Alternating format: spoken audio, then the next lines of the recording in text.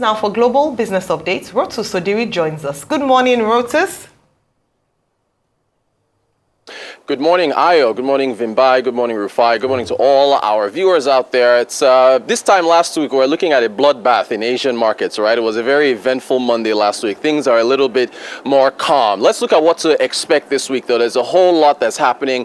Most of it is going to be dominated by inflation from the UK, from the US, and also from Nigeria. So what to watch beginning today, we're going to get a monthly report from OPEC with respect to August. As far as oil prices, projections for demand, supply dynamics, and so on and so forth. I'm going to get to Middle East tensions in a moment because that's raising oil prices. Also, we get the retail bond in Nigeria was delayed last week, we believe, because of the protests. So we should be expecting the Debt Management Office in Nigeria to give us details on the August retail bonds, the 2-year and the 3-year, which have been rising recently. You saw the Monetary Policy Committee raise the benchmark rate last meeting. So we'll see if that filters into the bonds.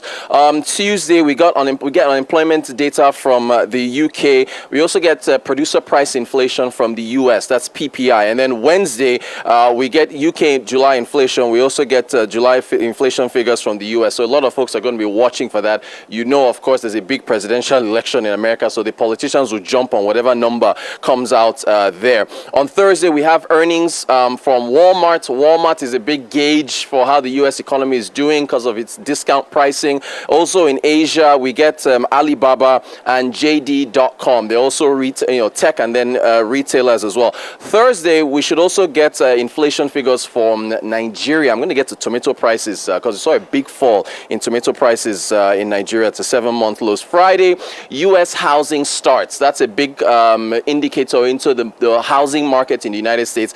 How many applications, how many contracts are being fulfilled in terms of the number of homes that are being constructed. So it's a big week for data. As I mentioned, Asian markets last week, big bloodbath on Monday. Today they are more mixed. So you're seeing the Shanghai Composite Index down by about 24 basis points. Your Nikkei 225 in Japan, that's up.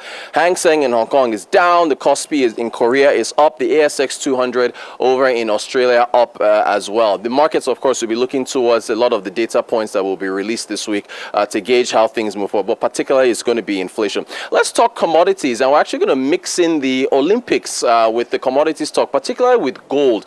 With gold rising and also silver, you've seen the value of an Olympic gold medal rising to about $900. About 92% of it is made up of silver, and the remaining 8% or so made up of gold. So there's a chart that's been put up there. You can see the correlation where the black line is your gold prices, and then you can see the gold bars, if you will, the bar chart at the bottom of that chart, which is the median price of your average Olympic gold medal. So that has actually gone up, and the athletes, it's a sad case with Nigeria, but the athletes will be getting a lot of compensation from their countries and so on and so forth. But commodity prices, particularly looking at gold, I thought that was pretty interesting. Still on commodities, to oil, I mentioned OPEC releasing their August oil report later today.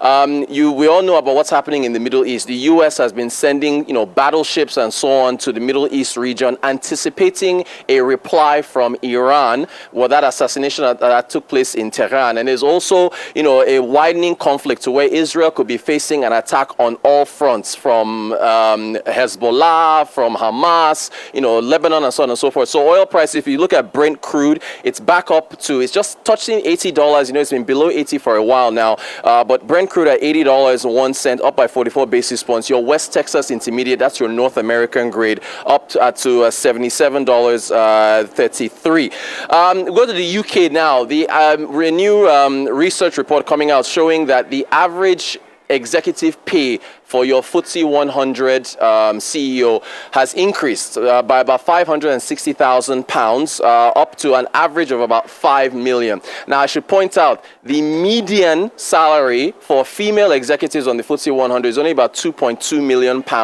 The median for males is about $4 million. But across the board, 5 million is what you're seeing. Now, only 9 firms in the UK on the FTSE 100, that's the exchange that are publicly traded, were able to pay their executives, it was 4. They were able to pay their executives at least more than £10 million a year in 2022. That increased to 9 in 2023. And the highest paid executive on the FTSE 100 is, you remember what happened with COVID?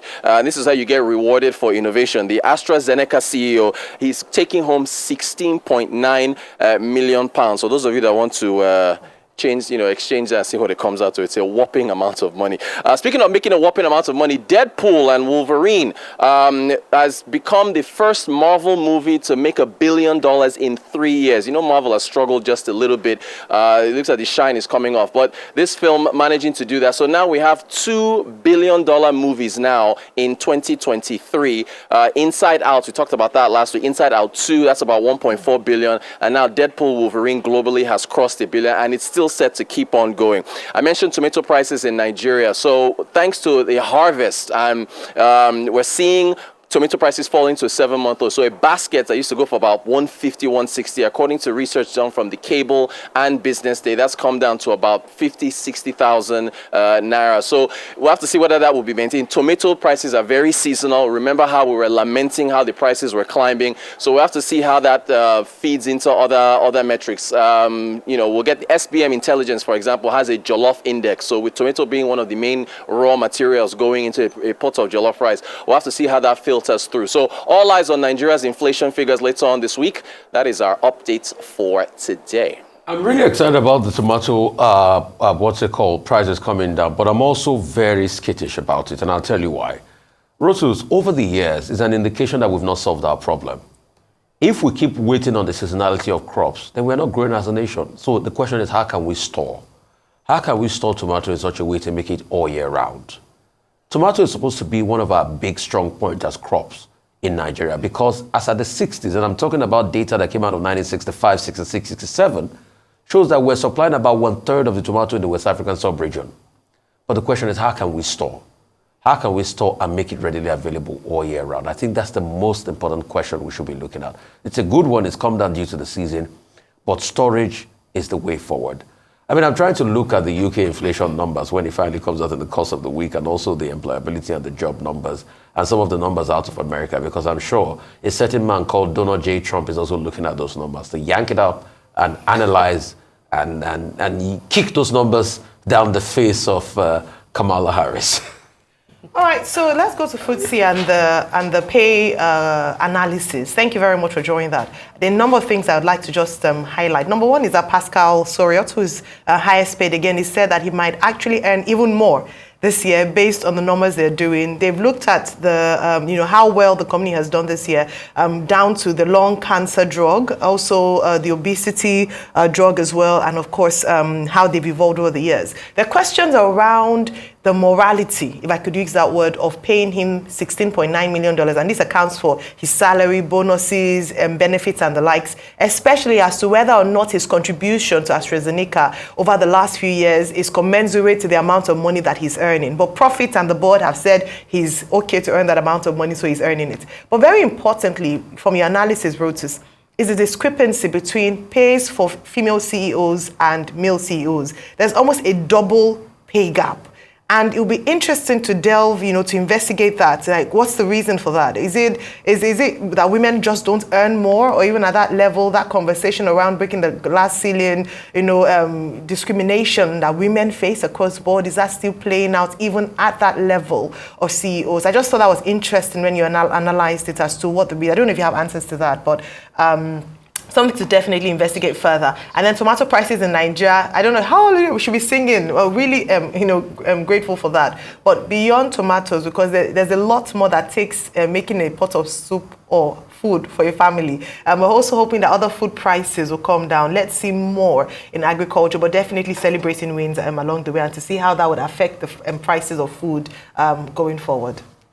All right. I'm still just Olympics obsessed, to be honest with you. I thought it was quite interesting that, the gold medal is now worth more than ever. However, it has the least amount of gold than it's ever had. The last solid gold medal was in 1912, I believe, at the Stockholm Olympics. And now the current medal just has about 6 grams of gold. But because of the commodity prices, it's now worth more and is projected to increase in value over the next few Olympic Games. However, what really caught my attention are the prize packages that countries give to their athletes when they get home. I mean, Hong Kong is at the top of the list, and understandably so, because I'm sure they're trying to encourage people to train and enter the Olympics. But Hong Kong gives their athletes $768,000 for getting a gold medal. Singapore gives 745,000. Indonesia gives 300,000. But I was surprised that the United States only gives 38. I mean, it's not only 38,000 is a lot of money. But I was surprised that the United States is actually, is not even in the top 10, I believe, of the countries that gift their athletes the most prizes. In Germany, I believe they give an unlimited supply of beer for the rest of your life if you get a gold medal. So, just interesting to see how countries, beyond the prestige of a gold medal, how countries just encourage their athletes and, also just try to get everybody to do their best. But Rotus, thank you so much for that very robust insight into the global business outlook today.